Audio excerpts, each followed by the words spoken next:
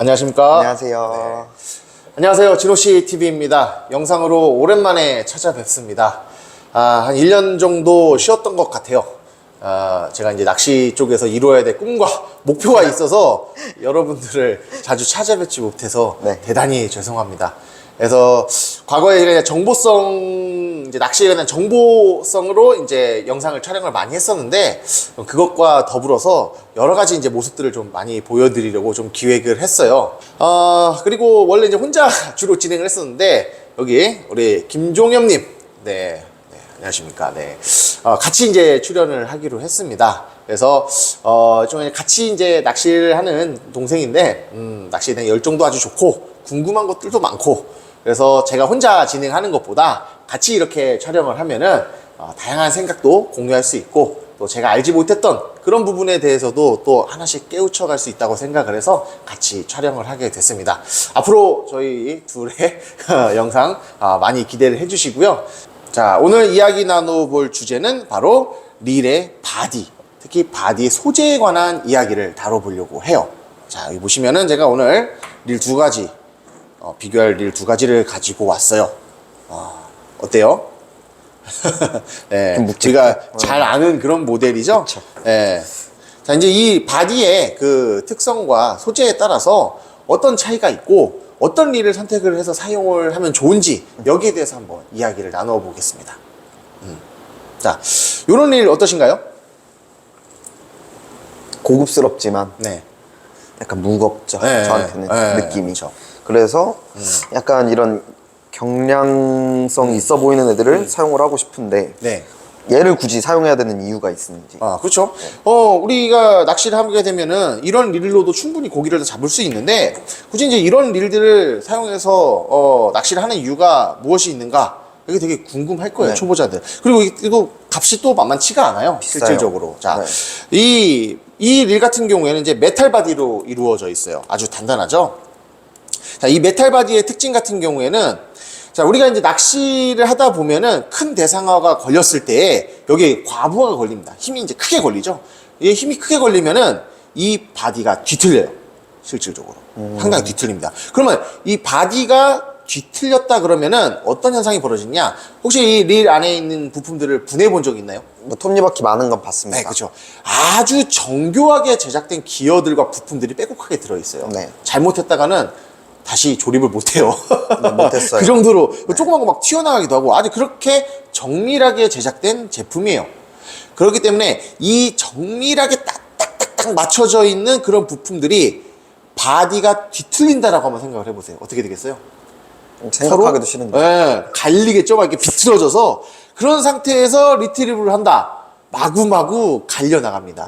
그렇기 때문에 이런 마모도도 심해지고 그 다음에 제품의 내구성도 약해져요. 그리고 여러 가지 이제 방수 구조들, 물이 들어오지 않게 하는 방수 구조들이 있는데 그런 부분들에 유격이 생기면서 바닷물이 침투를 해서 부식이 될 수도 있어요.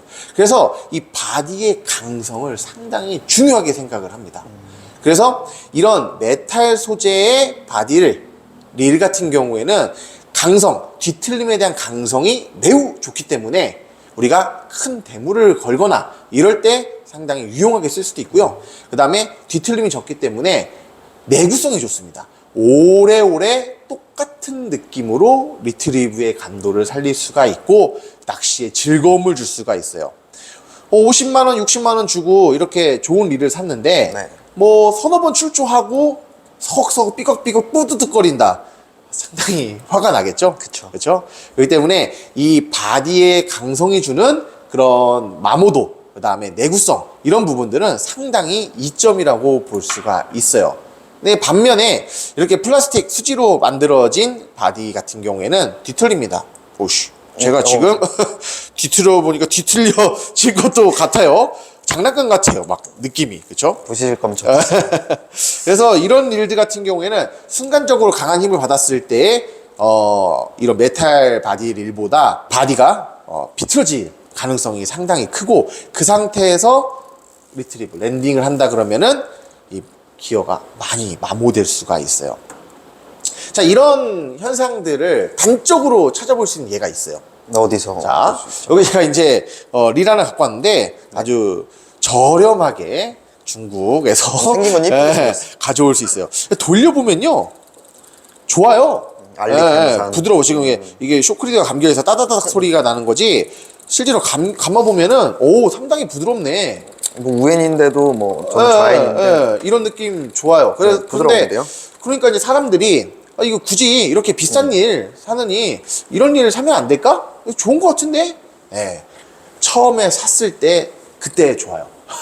한번 한번 죠 처음에. 근데 이런 일들 제대로 관리를 안 해주거나 한번 뭐 큰 고기가 걸리거나 밑걸림이 걸린 상태에서 밑걸림인지도 모르고 막 당겨버리면 안에 있는 게 다 망가져요. 말씀하신 것처럼 예, 안 그래도 이 릴 같은 경우 그냥 생 플라스틱으로 만들었기 때문에 더 잘 비틀리고요.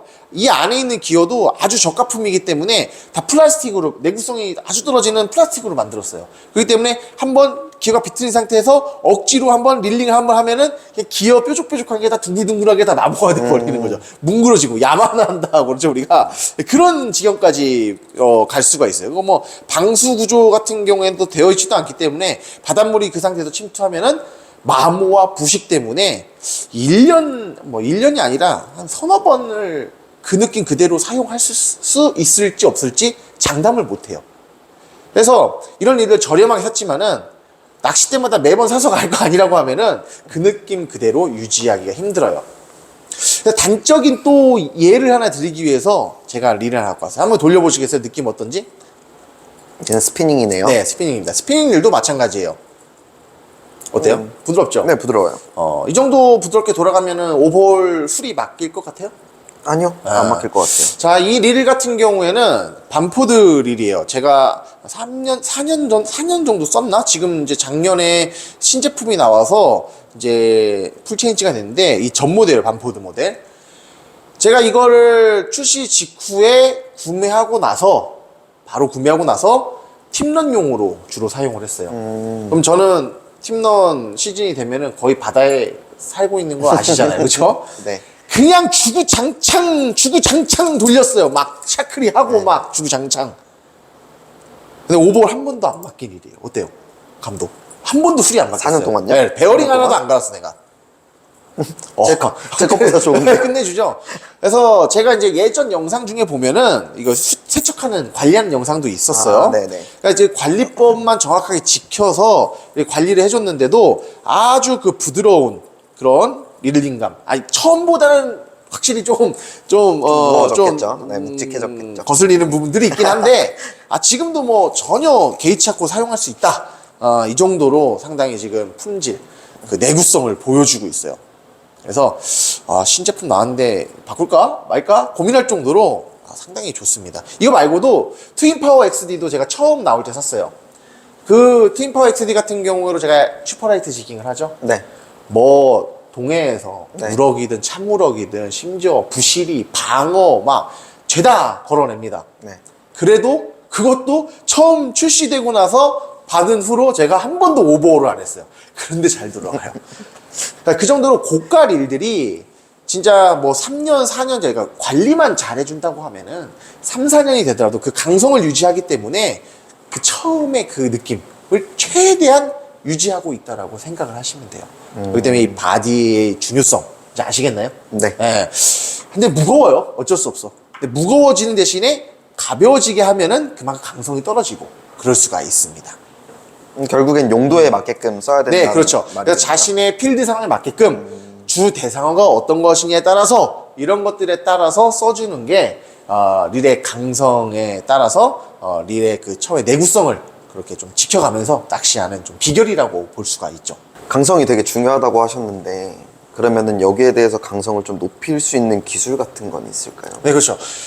제조사들마다 이 강성이 중요하다는 것을 알고 있기 때문에 그 강성을 올리기 위해서 바디의 그 뒤틀림을 억제하기 위해서 여러 가지 이제 기술들을 사용을 하고 있는데, 제가 지금 들고 나온 이 시마노 제품에서는 네. 하간의 바디라고 하는 기술이 있어요. 들어본 것 같습니다. 네. 그래서 이 메탈 바디 릴들 같은 경우에는 크게 상관이 없는데, 이렇게 이제 합성 수지로 만든 경우 같은 경우에는 이 합성 수지의 사용을 최대한 줄이고 가벼우면서도 강한 금속을 써요. 뭐가 있을까요?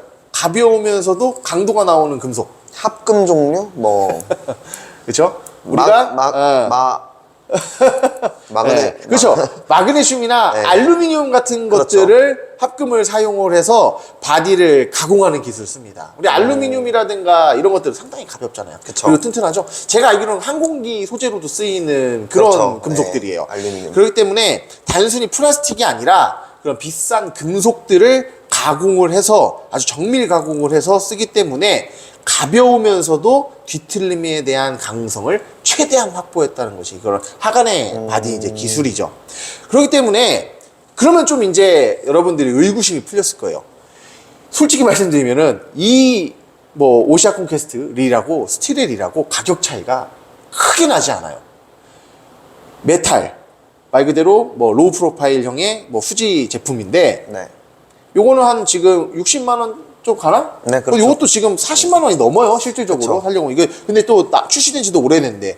옛날 같은 경우에 요거 한 4, 50만 원 살 수 있었고, 요것도 40만 원 정도 살 네. 수 있었어요. 가격 차이가 안 나는 이유는 얘는 플라스틱 덩어리고 얘는 메탈 덩어리인데 얘가 또 싸야 되지 않냐. 근데 얘는 실질적으로 보면은 플라스틱이 아니었다는 거죠. 다 알루미늄이나 이런 것들로 만들어져 있기 때문에 실질적으로는 가공은 더 얘가 더 어려울 수도 있겠구나 이렇게 보는 게 맞을 수도 있을 것 같아요.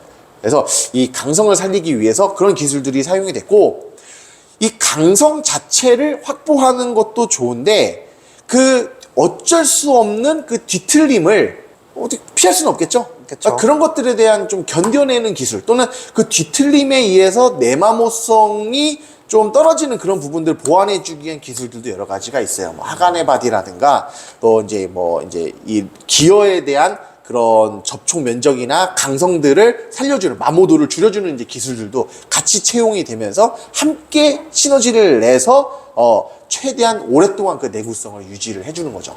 그리고 아까 말씀드렸지만은 뒤틀렸을 때 가장 우려되는 점이 뭐냐면은 바로 방수 구조가 무너진다는 거예요. 상당히 그 많은 바닷물들을 맞게 돼요. 그쵸? 네. 배에다 꽂고 그쵸. 바닷물들 바닷물 튀고 엄청 맞죠. 야 이거 녹아 안 쓰나? 이럴 줄 이게 물 안 들어가나 이 안으로? 그래서 고급 릴일수록 이 바디에 대한 이 방수 구조에 대한 설계를 잘 해놔요. 그래서 베어링으로도 물이 쉽게 침투할 수 없게끔 바디 안으로도 쉽게 물이 침투할 수 없게끔 그렇게 설계를 처음부터 잘 해놔요.